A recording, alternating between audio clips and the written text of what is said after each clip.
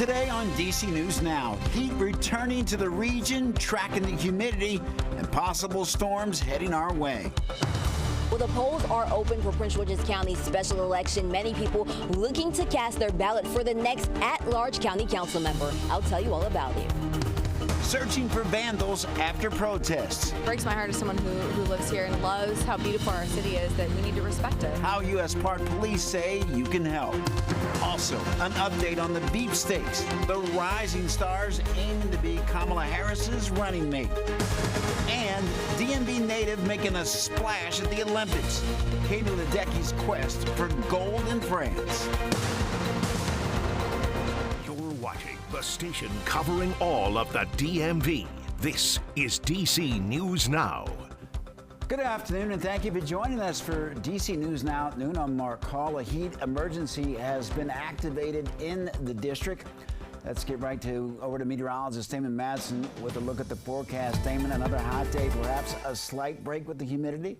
Yes, Mark. As we get into this second half of the week, we're going to start to now see the temperatures on the rise, unfortunately. We just got done with that rainfall, some of the storms we dealt with yesterday, and now it's going to be all about that heat and eventually the rising humidity. Check it out, folks. The reason we are about to see temperatures take a spike is because the satellite picture. We noticed throughout the morning some clouds were stubborn earlier on. We had a very gray sky across most of the DMV as you woke up, got your day started. But the later in the morning that we got, and now that we're into the early afternoon, there's not really much cloud cover left over. Still some occasional clouds passing by, but for the most part, the sunshine is winning out. And as we see more of that sunshine throughout the afternoon, and we also get a little bit of a westerly wind going here, that is going to lead to those temperatures jumping up into the lower 90s very shortly. And then by later on this afternoon into the early evening, we're talking about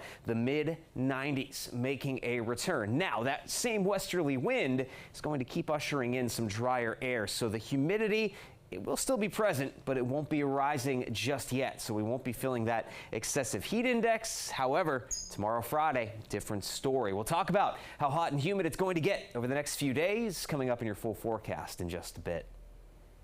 All right, Damon, thank you. All Red Line Metro trains are moving again in Northwest D.C. Some commuters ran into issues this morning when trains stopped running between Friendship Heights and Cleveland Park.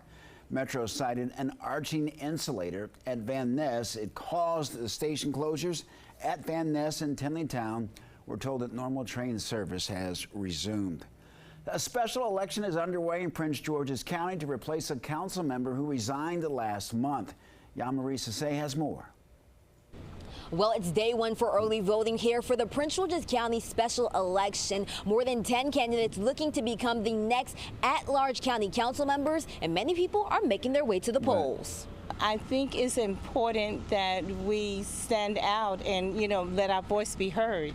Several voting locations across Prince George's County opened up for early voting Wednesday morning. This special election comes after former longtime at-large council member Mel Franklin resigned last month. He was accused of stealing campaign funds and faces several charges, including embezzlement. Despite many people's disappointment to the news, A little disturbed as a citizen that something to that nature can be so easily done and take so long to be founded. several candidates stepped up, willing to fill the seat. And first-time voters like 17-year-old Elijah Rothschild says he's ready for change. I want to see the community change and it be more safer, and I want to see the schools better. I was looking for somebody that, cares about the youth and wants to see the youth do better.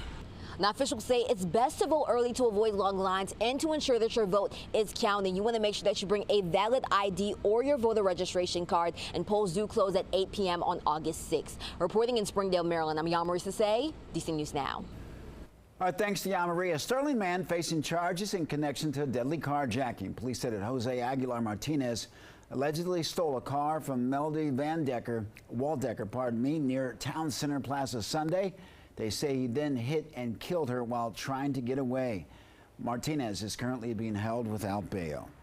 Well, Prince George's County Police need your help finding this man who was allegedly posing as a Social Security employee.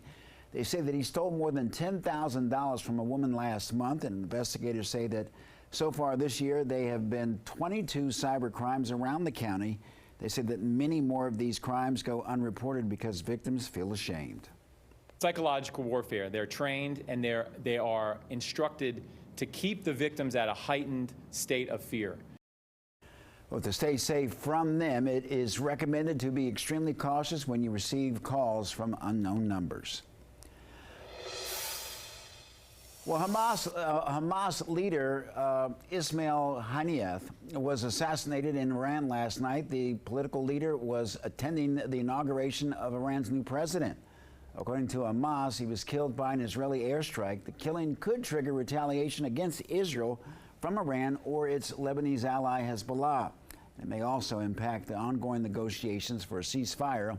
Israel has not commented on the strike. Health officials in Gaza say Israeli military operations have killed nearly 40,000 people, and that included 8 more deaths this morning as an Israeli airstrike hit a vehicle. According to officials, more than 1.8 million people in Gaza now live in a 20-mile refugee camp. Well, the UN says that disease and a shortage of food affect the vast majority of the population. They also say that most Gazans have little access to humanitarian aid. Police are asking for your help to find several people who they say were involved in a criminal activity during last week's protest against Israeli Prime Minister Benjamin Netanyahu's visit to the district. Investigators said that they were violent and destroyed property. DC News Now's Max Marcella has the latest on their search. These are the 5 people U.S. Park Police want you to help them identify. They say these 4 are responsible for vandalizing federal property here at Columbus Circle near Union Station, and this person is accused of assaulting an officer. None of these people are facing charges, but police are looking for them. These protests started on Monday outside the Watergate Hotel where Israeli Prime Minister Benjamin Netanyahu was staying. They escalated on Wednesday when Netanyahu spoke to Congress.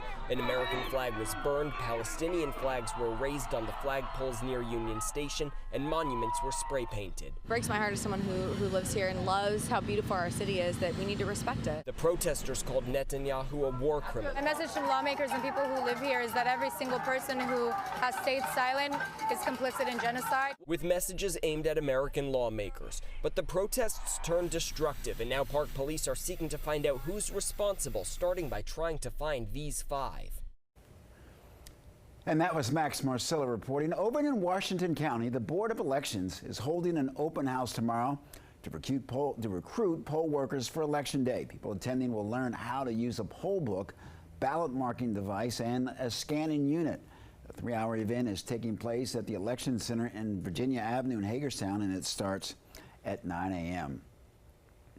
Vice President Kamala Harris is getting closer to selecting a running mate for her presidential run. She's expected to bring her VP candidate with her next Tuesday at a rally in Philadelphia, Pennsylvania. Now, due to the location, many are speculating that Pennsylvania Governor Josh Shapiro is the top pick. Other contenders include Minnesota Governor Tim Walz, Kentucky Governor Andy Beshear, Arizona Senator Mark Kelly. Former President Donald Trump heading to Chicago tomorrow after accepting an invitation from the National Association of Black Journalists, and he's going to be a part of a panel discussion at this year's convention. The organization is receiving backlash over hosting the former president from many attendees. Some journalists are expressing concern about giving the former president a platform. They claim that he has a history of mistreating black journalists. However, NABJ's president says that this is an opportunity to press the former president on important issues. Well, in his testimony regarding the assassination attempt of former President Donald Trump, the acting director of the Secret Service says the agency failed its mission. Acting Director Ronald Rowe told senators that the Secret Service agents did not know local law enforcement spotted the gunman on the roof before the shooting. Investigators say about 30 minutes before the shooting, local police shared a photo of the shooter in a group chat. Moments before shots were fired, one officer confronted the shooter on the roof. Secret Service agents were unaware of what had happened.